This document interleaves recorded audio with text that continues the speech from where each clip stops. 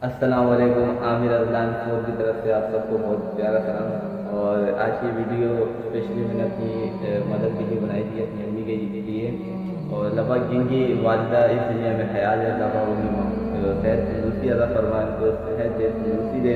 और जिनकी वालदा इस दुनिया से रुखसत हो चुकी है, लबा उनकी मफ़रत फरमाए। कभी मैं देखूं, कभी मैं सोचूं, ये दुनिया क्या कुछ भी नहीं है। तू जो नहीं तो कुछ भी नहीं है, तेरे सिवा माँ कुछ भी नहीं है। ओ माँ मुझको झुलाओ ना झूला रे, माँ मुझको झुलाओ ना झूला। हो जरा होले हिलाओ माँ झूला रे।